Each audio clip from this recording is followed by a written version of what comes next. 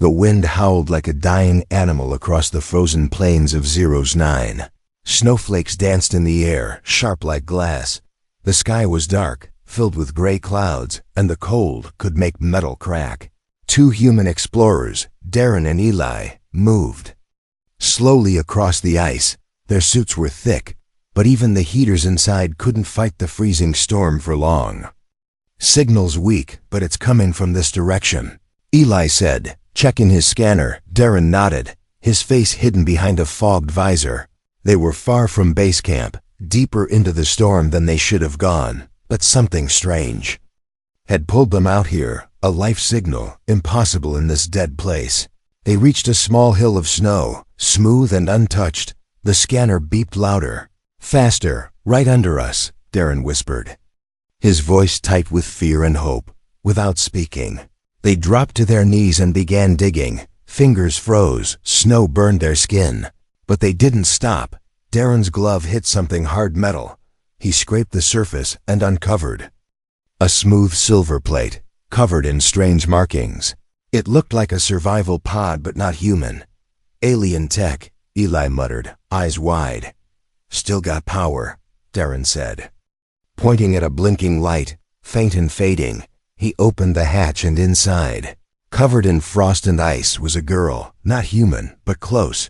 Her skin was light blue, her hair white and braided, stuck to her cheeks like frozen ropes. She looked young, maybe in her 20s by human guess.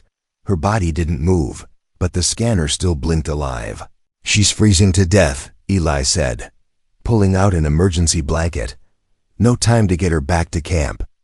Darren added, his breath shaky. They lifted her out of the pod carefully. Her skin cold as stone. She didn't react, didn't speak. Her eyes closed. "Body heat," Darren said suddenly. "That's all we've got." Eli looked at him, then nodded without another word. They unzipped their suits halfway and wrapped her in the emergency blanket between them. They sat together in a shallow snow trench, pressed close, their heat trapped under the cover. Minutes passed like hours. The cold clawed at their backs. But they didn't move. The alien girl's breathing was almost invisible. Darren checked her pulse again, slow, but still there. "Hang on," he whispered. "You're not dying here." Suddenly, her lips moved. A soft sound escaped, broken and strange. It wasn't English, but it wasn't random either. Her voice had meaning. Then silence again. Her head rested against Darren's chest, as still as before. "What did she say?" Eli asked, his voice quiet. "I don't know," Darren replied. "But she's fighting." Snow kept falling, covering them slowly, turning the world white and quiet. The scanner started blinking slower. Warning of battery loss. If help didn't come soon, they might all freeze here. Darren didn't care.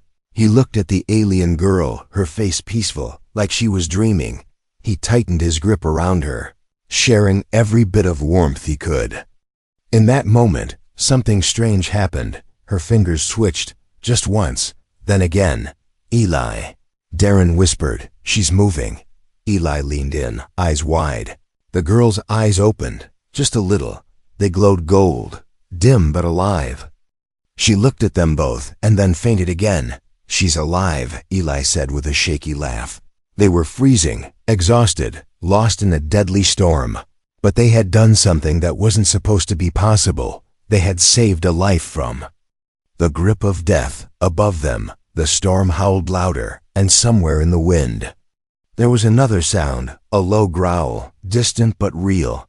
Darren looked at Eli, and Eli nodded.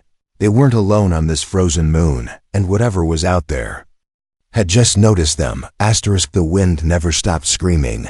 But the sound that reached them now was different.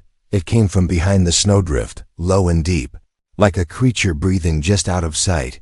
Eli grabbed the pulse rifle slung across his shoulder, his hands shaking not from fear, but cold. Darren didn't move. He kept the girl close, her head pressed against his chest, her skin slowly warming under the shared heat. She stirred again, her fingers brushing weakly against Darren's suit. Her eyes flickered open for just a second. This time clearer, golden and strange. She tried to speak, but her lips trembled too much. Still, she said something, a single word. Soft and cracked like broken ice. Gialara. Darren frowned. The word meant nothing to him, but her voice had weight. Like it was someone's name, or maybe a warning. Eli kept scanning the area. The growling sound had faded, but that didn't mean it was gone. On a frozen moon like Zero's 9, predators didn't roar, they waited. "We need shelter," Eli said quickly. "I saw a wrecked drop pod less than half a click south, half buried." "But intact," Darren nodded. He carefully lifted the girl in his arms. Her body light but fragile, like glass warmed by fire. Her skin had turned from pale blue to a soft shade of violet. Maybe a sign of healing, maybe something else. Either way, they had no time to wonder. Each step in the snow was slow, heavy. The storm had packed the drifts high, and the scanners were almost dead. They moved by instinct and memory. Following the small orange marker Eli had planted on their way out, the alien girl blinked once, twice, and then looked up at Darren's face, confused, afraid, weak, but conscious. "You, not enemy," she whispered slowly. Darren almost stopped walking. Her words hit him harder than the wind. "No," he said gently. "We're not your enemy." She closed her eyes again. A single tear, frozen before it could fall, stayed on her cheek. Like a tiny diamond, the drop pod came into view, half crushed under fallen ice, but its rear was open. And the inside looked safe enough for now. They ducked inside, sealing the hatch behind them. The small chamber lit up with a flickering red emergency light. Ailey found the heating core still functional, weak but enough to push the temperature up a few degrees. Darren laid the girl down on a soft patch of insulation, wrapping her again with the emergency blanket. This time without needing to hold her so close. Her breathing had stabilized, shallow but steady. Minutes passed, then an hour. The storm outside howled like a hungry beast, and the red light inside the pod cast long shadows on the metal walls. The girl opened her eyes again, her voice a little stronger. "Where am I?" she asked slowly. "You're safe," Darren answered. "We found you in the snow, buried in some kind of alien pod." Her lips parted in shock. "I was left behind," she said with pain in her voice. "My crew gone." Eli crouched nearby, watching her carefully. "What's your name?" he asked. She hesitated, then whispered, "Kellia." Kellia tried to sit up but groaned in pain. Her side hurt, and her fingers still trembled. Darren gently held her shoulder and said, "Don't push yourself." She looked at him, eyes full of confusion. "You are human," she said. "Why did you help me?" Darren blinked, then gave a tired smile. "Because no one deserves to die in the cold." Kellia stared at him for a long time, as if trying to understand something impossible. Then, without warning, the pod's motion sensor beeped. Eli stood instantly, rifle ready. "There's movement outside," he whispered. Kellia's face turned pale, her golden eyes wide with fear. "Not beast," she said. "Not animal. What then?" Darren asked. Kellia swallowed hard and whispered, "Hunters." The silence in the pod became sharp, and outside, the snow crunched beneath something large, approaching step by step. The pod walls creaked softly. It wasn't the wind this time. It was weight, something heavy moving outside, step by step, slow and deliberate. Inside, the red light flickered again, casting Kellia's face in crimson shadows. Her breathing quickened, and she gripped Darren's wrist with surprising strength. "They tracked me," she said quietly. Her golden eyes locked on the sealed hatch. "Tracked you?" Ailey asked, keeping his rifle raised. "They smell fear," she whispered, "and heat." Darren stepped back and sealed the inner chamber with a manual lock. The pod wasn't made for battle, but it was their only cover. Outside, a second crunch echoed, closer this time, followed by silence. Ailey moved slowly to a small side panel and activated the thermal scan. The screen flickered, showing two bright blobs cold on the outside, but with warm cores. "Two life forms, not human, not beast either," he said in a low voice. Kellia looked at the screen, and her lips parted in horror. "Exiles," she whispered. "They are like me, but twisted, broken by the cold. Their minds are gone." Darren felt a cold chill crawl up his back. "Are they here to take you back?" "No," Kellia said, her voice trembling. "They're here to finish what was started." The door vibrated softly just once, like someone had brushed against it. Then nothing. Silence returned. Heavier than before, Kellia tried to sit up, but her legs were still weak. She turned toward Darren, her voice strained. "I need help," she said. "There's something in my chest. A seal. It's broken." He knelt beside her, confused. "What do you mean, a seal?" "My people. We are born with a stabilizer inside," she explained. "It balances the core temperature with the body." She winced in pain and pulled back part of her suit, revealing a strange organic patch under her collarbone. It pulsed faintly, glowing. A sickly green. Eli stared at it. "That doesn't look stable." "It's not," Kellia whispered. "If it ruptures, my body will freeze from the inside." Darren reached into the emergency kit and pulled out a small stim injector. "It's human tech," he said, "but it might help regulate your body for now." Kellia nodded, desperate enough to accept anything. He pressed it gently to her skin and activated the injector. The device hissed, and the green glow faded slightly, turning to a soft blue. Kellia's head rolled back, her breathing slowed. Then she opened her eyes, clearer than before. "You saved me," she said softly, surprised, like it didn't make sense. "We're not monsters," Darren replied. "I was told you were," she whispered. "That humans only take, destroy, conquer." Eli gave a short laugh. "Guess we need better PR." Suddenly, the hatch clicked once, twice, then stopped. Both men froze, weapons ready. The outer lock was being tampered with. "They're trying to open it," Eli hissed. Kellia sat up slowly, the pain still there, but weaker now. "There is another way," she said. "My voice, it still holds command over their minds." "If I speak in the old way," Darren raised an eyebrow, "you mean talk them down?" "Yes," she said, "but I must be outside. They will not hear me through walls." "That's suicide," Eli said. Kellia looked at Darren. "I will die here anyway if the seal fails again." She said, "Let me try." Darren hesitated, then nodded. "We'll cover you." Kellia took a deep breath and walked to the hatch, her legs shaking but steady. She touched the door, and for a moment, everything fell quiet. Then she opened it. The wind blasted inside, and snow swirled around them. Two tall shapes stood just beyond the threshold, barely visible through the storm. Their bodies looked like hers, but leaner, darker, eyes glowing blue instead of gold. They tilted their heads. Not speaking, not moving, Kellia stepped out into the cold, just enough to be seen. Then she began to speak. Her voice changed, no longer soft and unsure, but firm and sharp. Each word vibrated in the air like ancient thunder. The creatures flinched. One growled low, the other took a step back. Kellia shouted one final word, loud and clear, a sound that shook the ice beneath them.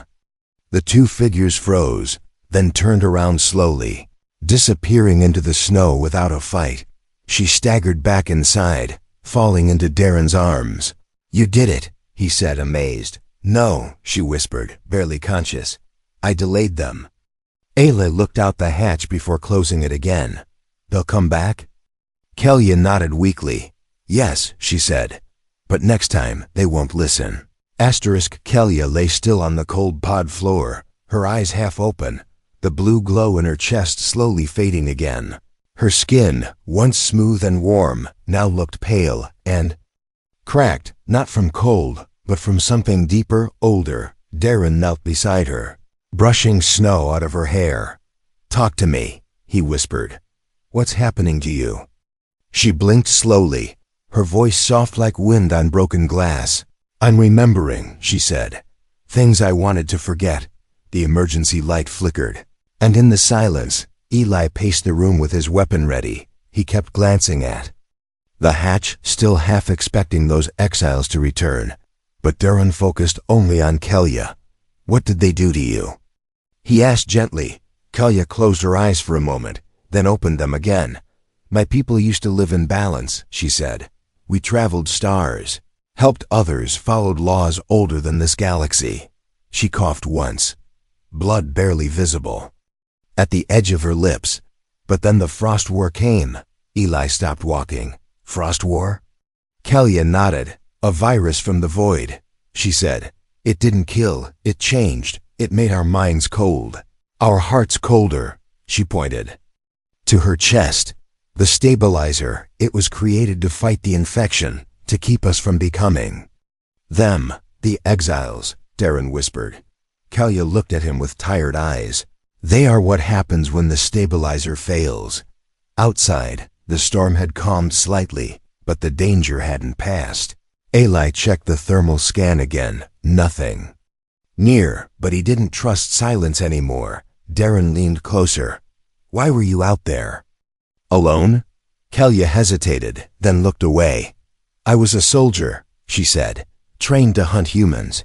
Darren's hands tensed slightly, but he didn't move away, Kelya noticed, and a tear slid from the corner of her eye. "I never killed," she said, "but I didn't stop others either." She looked back at him. "When our ship was damaged, the captain ordered me left behind. They said I wasn't worth saving." Eli's voice came from the corner, quieter than before. "They threw you away," Kelya nodded, "like broken metal." A silence settled between them. Not cold, not angry, just heavy. Then Darren spoke. "Do you want to live?" Kelya blinked at him. "Why ask me that?" "Because if you do," he said, "then we'll fight to keep you alive." Kelya's lips trembled, not from the cold, but from something she didn't understand. Hope. Suddenly, a small alarm on the pod screen beeped. It wasn't the outer motion sensor this time. It was internal power loss. The pod's energy cell was dying, and with it, the heat, the lights, and the stabilizer's recharging station. Eli stepped over fast, pressing buttons, rerouting what he could. 15 minutes left, max. He sighed. "We'll freeze," Darren muttered. "No," Kelya whispered, sitting up with effort. "There's an ancient node nearby. I saw it before I crashed." "What kind of node?" "Energy," she said.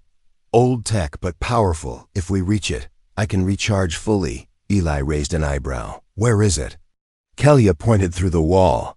"North, maybe 1 kilometer." Darren looked out the small window. Nothing but snow and ruins. "If we move, we'll draw attention," he said. Kelya placed her hand over her chest. "If we stay, I die." Eli checked his gear. "We're not letting that happen," he said firmly. He looked at Darren. "Grab the blankets and the torch. We move fast. Keep low." Kelya pushed herself to her feet, weak but standing. Darren wrapped the emergency blanket around her shoulders, then picked up the last flare charge. The door creaked open, snow sweeping in, stinging their faces. Outside, the world was white and empty, but they all knew they were not alone. As they stepped into the cold, Kelya looked up at the dark sky. For the first time in her life, she wasn't thinking of war. She was thinking of them, 2 strangers who had no reason to help her, but still chose to. She followed them into the blizzard, her heart beating weak but real. Whatever waited out there, it would have to face all 3 of them now, together. The storm wasn't gone. It had only grown quiet, like a predator holding its breath. The snow came in waves now, soft and blinding, hiding the cracks in the frozen ground. Darren moved first, eyes sharp, rifle ready. Eli followed close, carrying a pack of heat sticks and the last flare charge. Kelya walked between them, her steps uneven but determined. Every breath from her lips turned to steam and vanished into the wind. Her internal seal was dim again, not failing but flickering. She didn't speak, not because of weakness, but because she was listening. The silence in this place was never true silence. There was always something beneath it, footsteps, whispers, the distant growl of frozen beasts. They crossed a ridge of shattered ice, and ahead, half buried in the snow, they saw it. A strange arch made of dark metal, glowing faintly from beneath. Frost-covered carvings, The energy node, just like she remembered, older than her people, older than the war. Built by someone neither human nor alien, a relic, pulsing with forgotten power. Kellia stepped toward it, feeling the warmth growing stronger with every footstep. But something felt wrong. The ground trembled slightly beneath them. Eli raised his scanner. The screen blinked with red pulses. Something's moving. Under the ice, he said quickly. Darren lifted his weapon, eyes scanning the white haze. Kellia froze. I know this feeling, she whispered. Frost beasts. Before anyone could move, the ice exploded near them. A massive claw burst out, dragging up a creature half as tall as a drop pod. Its skin was made of ice and muscle, layered with broken armor from long-forgotten battles. Eyes glowing with blue fire, breath steaming in the air. Eli fired first, plasma bolts burning into its shoulder. But the beast didn't stop. It roared, a sound that shook the bones, and lunged at them. Darren grabbed Kellia and pushed her behind a broken pillar. Stay down, he shouted, then rolled and fired at its legs. The creature stumbled, howling in rage. More shapes moved beneath the snow, circling. One beast was bad, but 3 was death. Kellia looked at the node, just a few meters away. If I can reach it, she said, I can send out a pulse. It might freeze their minds. Eli looked at her, then at the beasts. Do it, he shouted. We'll cover you. She ran, stumbling, legs weak but heart burning behind her. The men moved like shadows, dodging claws, firing bursts of plasma to hold the monsters back. Darren took a blow to the shoulder but stayed on his feet, blood leaking into the snow. Eli tossed the last heat stick, lighting the ground with fire. It distracted one of the beasts, giving Kellia just enough time to reach the node. She placed her hand on the old surface. It was warm, almost alive. The carvings lit up, glowing gold under her touch. Her mind opened. Flashes of ancient memory flooded in, too fast to understand. But the node accepted her, and the energy pulsed through her chest. The seal glowed bright, blue, stronger than ever. Her eyes shone like twin suns. She screamed, not in pain. The energy exploded outward, invisible but real, hitting the beasts like a storm. They froze mid-motion, then backed away, growling low, confused. Their minds were touched, their rage softened, one by one. They turned and vanished back into the snow. The wind fell still again, like the moon itself was holding its breath. Kellia dropped to her knees, shaking but alive. Her body felt different. Not broken anymore, not dying, balanced. Darren limped to her side, his arm bleeding. You okay? He asked. Kellia looked up at him and nodded slowly. Yes, she said. But I think I changed something. Eli walked up panting. Like what?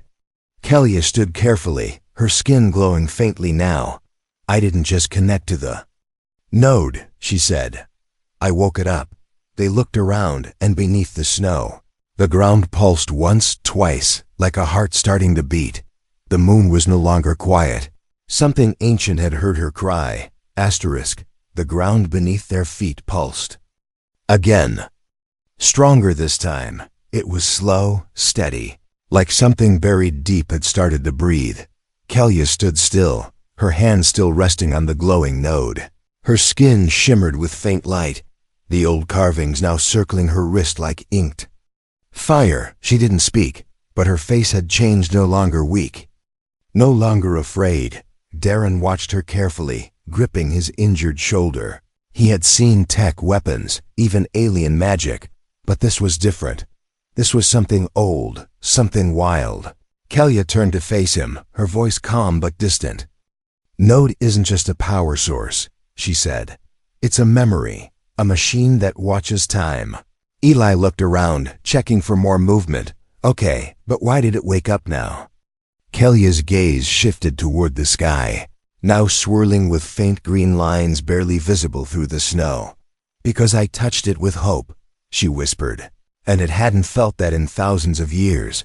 The air grew warmer for a second, then dropped again. Above them, a sound echoed, not thunder, not engines, but a low metallic hum. The ground shook once more, and near the edge of the ice field, a tall black tower slowly rose from beneath the snow. Smooth, silent, without dust or smoke. Eli stepped back.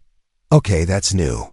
Darren aimed his rifle, unsure if they had just triggered salvation or doom. Kalia walked toward the tower, the markings on her skin glowing brighter with every step. The node mate, she said. It wants me to enter.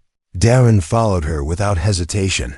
Eli sighed and came after, muttering, "Every time I think we're done with surprises." They reached the base of the tower, where a doorway opened without sound. Inside, the air was warmer, dry, and glowing with golden light.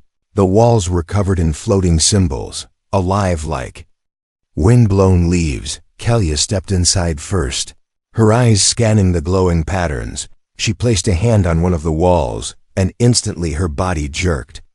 Visions slammed into her mind, stars dying, ships burning, galaxies collapsing and reforming.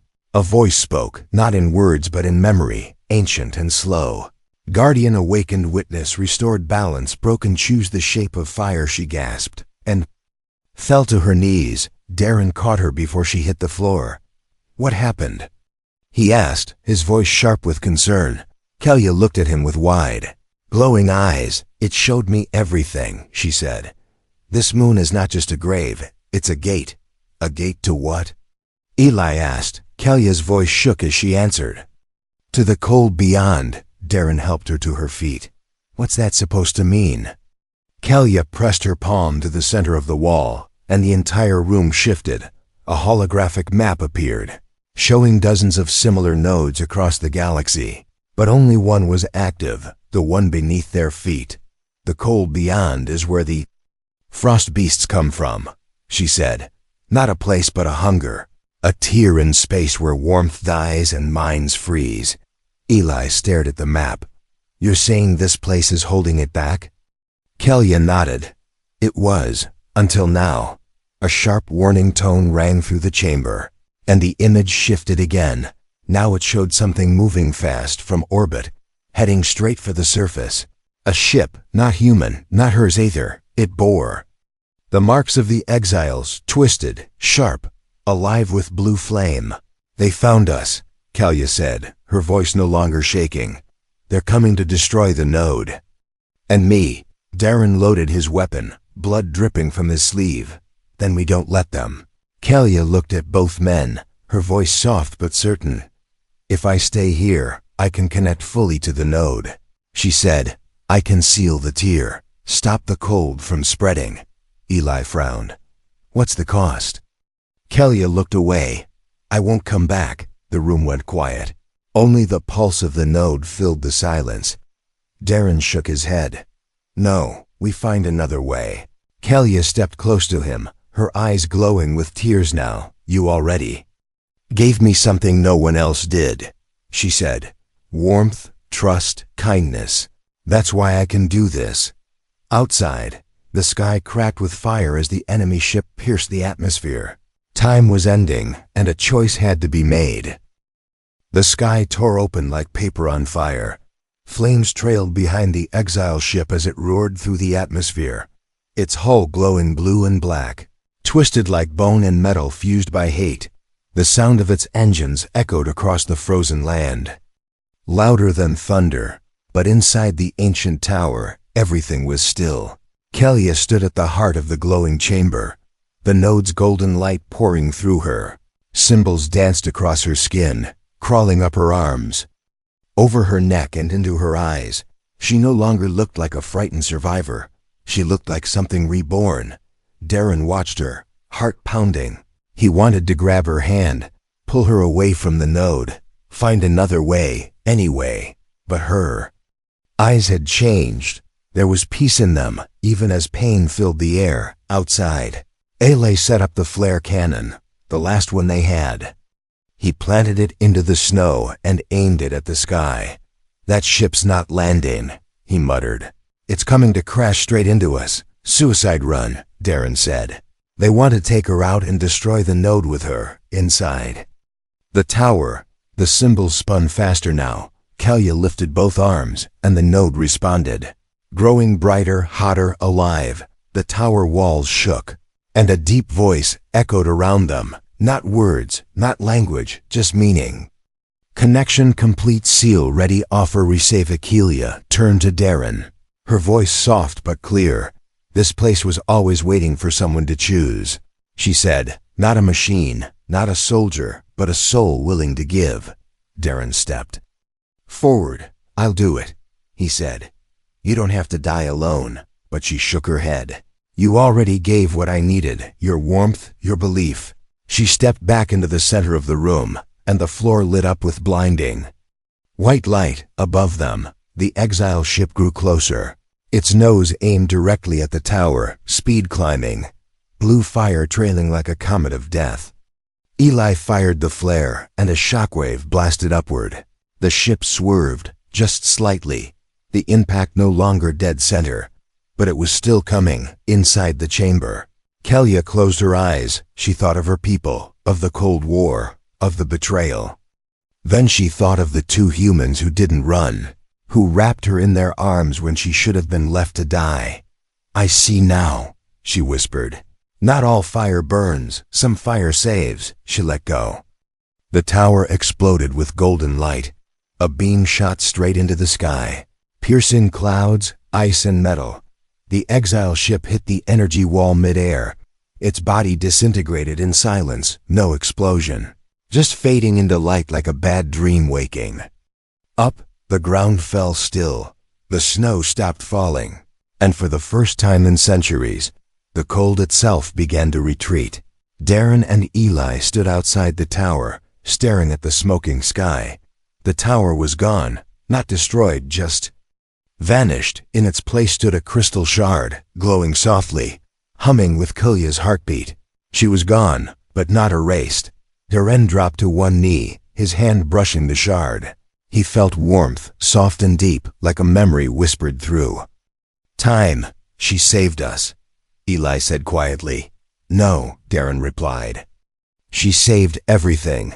Weeks later, the moon became a protected sanctuary, a place where old enemies sent their wounded, their lost, their broken, and in the center of it all, they placed a marker. Here lies Kelia, the one who melted the cold, not with weapons, but with warmth. And so the galaxy remembered. Not the war, not the beasts, but the moment when one alien girl touched a dying world with human kindness and changed everything, forever.